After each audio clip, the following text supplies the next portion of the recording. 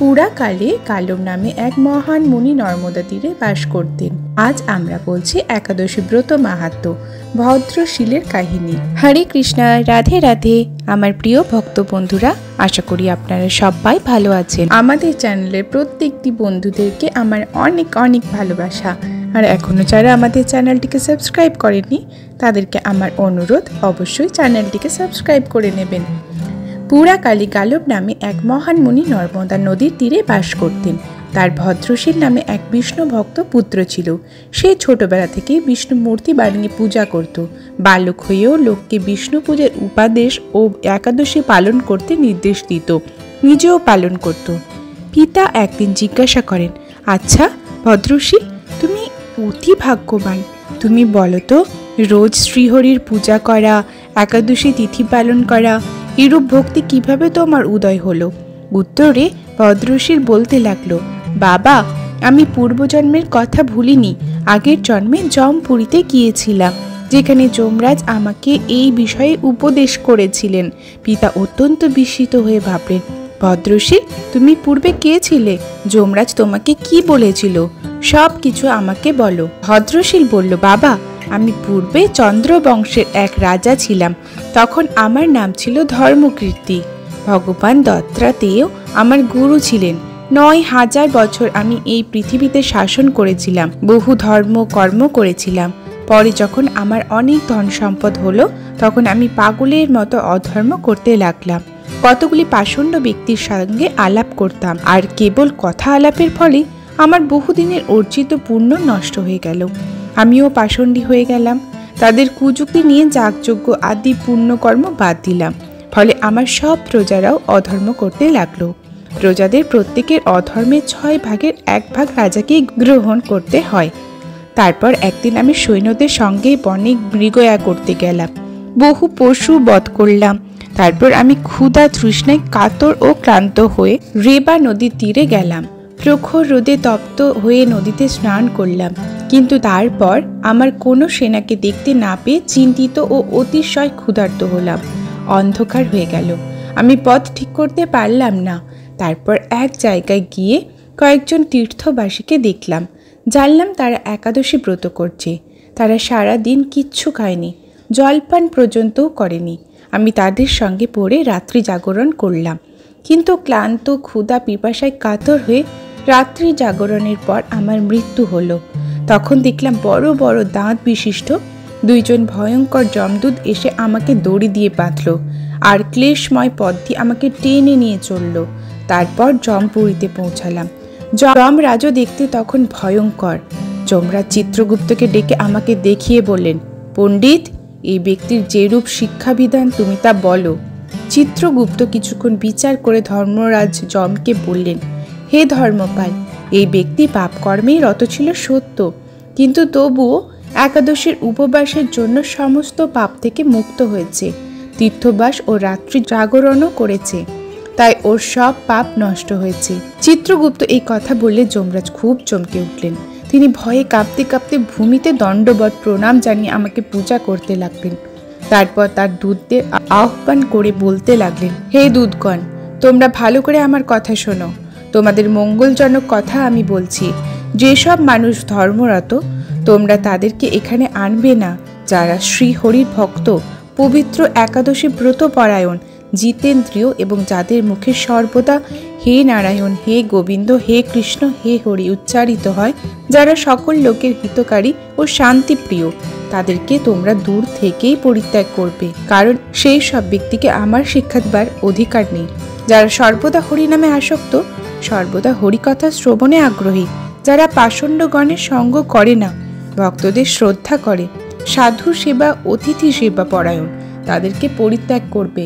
হে দূতগণ, তোমরা শুধু তাদেরকেই আমার কাছে ধরে আনবে, যারা উগ্র স্বভাব, ভক্তদের অনিষ্ট করে, লোকদের সঙ্গে কলহ বাঁধায়, একাদশী ব্রত পালনে একান্ত পরামুখ, পরনিন্দুক, ব্রাহ্মণের ধনে লোভ, পরতন্ত্র, হরিভক্তি বিমুখ, যারা ভগবত বিগ্রহ দেখে শ্রদ্ধাবত হয় না, মন্দির দর্শনে যাদের আগ্রহ নেই, অন্যের অপবাদ করে বেড়ায়, তাদেরকে সবাইকে বেঁধে এখানে নিয়ে আসবে। যমরাজের মুখে এসব কথা শুনে আমি আমার পাপ কর্মের জন্য অত্যন্ত অনুশোচনা করতে থাকি। তারপর আমি সূর্যের মতো উজ্জ্বল দেহ লাভ করলাম। একটি দিব্য বিমানে চড়িয়ে আমাকে যমরাজ দিব্যলোকে পাঠিয়ে দিলেন। কোটি কল্প সেখানে অবস্থান করার পর ইন্দ্রলোক স্বর্গে নেমে আসি। সেখানে বহুকাল যাবৎ অবস্থান করার পর এই পৃথিবীতে এসে সদাচারী মহান ব্রাহ্মণ কুলে জন্মগ্রহণ করেছি। আমি জাতিস্বরতা হেতু এই সব ঘটনা আমার হৃদয়ে জাগ্রত আছে। আমি পূর্বে একাদশী ব্রত মাহাত্ম্য জানতাম না। অনিচ্ছাকৃতভাবে যখন একাদশী পালনে এত ফল লাভ করেছি, তাহলে ভক্তি সহকারে একাদশী ব্রত উপবাস করলে কি প্রকার ফল লাভ হয় তা জানি না। তাই বৈকুণ্ঠধামে ফিরে যাওয়ার ইচ্ছায় আমি পবিত্র একাদশী ব্রত ও প্রতিদিন বিষ্ণু পূজা করব এবং অন্যদেরও এসব পালন করতে উৎসাহিত করব। পুত্রের কথা শুনে গালব মুনি অতি সন্তুষ্ট হয়ে ভাবলেন, আমার বংশে এই পরম বিষ্ণু ভক্তের জন্ম হয়েছে, তাই আমার জন্ম সফল, আমার বংশও পবিত্র হলো। এই ছিল একাদশী মাহাত্ম্য কথা।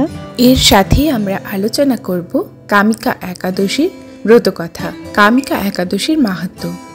শ্রাবণ কৃষ্ণপক্ষিয়া কামিকা একাদশীর কথা ব্রহ্মবৈবর্ত পুরাণে যুধিষ্ঠির শ্রীকৃষ্ণ সংবাদে বলা হয়েছে।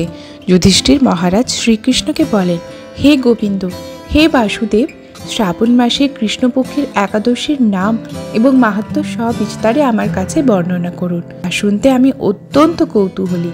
প্রত্যুত্তরে ভক্তবৎসল ভগবান শ্রীকৃষ্ণ বললেন, হে রাজন, পূর্বে দেবশ্রী নারদ প্রজাপতি ব্রহ্মাকে এই প্রশ্ন করলে তিনি যে উত্তর প্রদান করেছিলেন, আমি এখন সেই কথাই বলছি। আপনি মনোযোগ সহকারে তা শ্রবণ করুন। একসময় ব্রহ্মার কাছে ভক্ত শ্রেষ্ঠ নারদ জিজ্ঞাসা করলেন, হে ভগবান, শ্রাবণ মাসে কৃষ্ণপক্ষে একাদশীর নাম কি? এর আরাধ্য দেবতা কে? সেই ব্রতের বিধি বা কি রকম এবং এই ব্রতের ফলে কি পুণ্য লাভ হয় তা সবিশেষ জানতে ইচ্ছা করি। আপনি কৃপা করে আমাকে তা জানালে আমার জীবন ধন্য হবে। শ্রী নারদের কথা শুনে ব্রহ্মা অত্যন্ত সন্তুষ্ট হলেন। তিনি বললেন, হে বৎস, জগৎ জীবের মঙ্গলের জন্য আমি তোমার প্রশ্নে যথাযথ উত্তর দিচ্ছি, তুমি তা শ্রবণ করো। শ্রাবণ মাসে কৃষ্ণপক্ষে একাদশী কামিকা নামে জগতে প্রসিদ্ধা। এই একাদশীর মাহাত্ম্য শ্রবণে বাজপেয় যজ্ঞের ফলও লাভ হয়। ভগবান শ্রীহরির পূজা অর্চনা অপরিমিত পূর্ণ ফল প্রদান করে।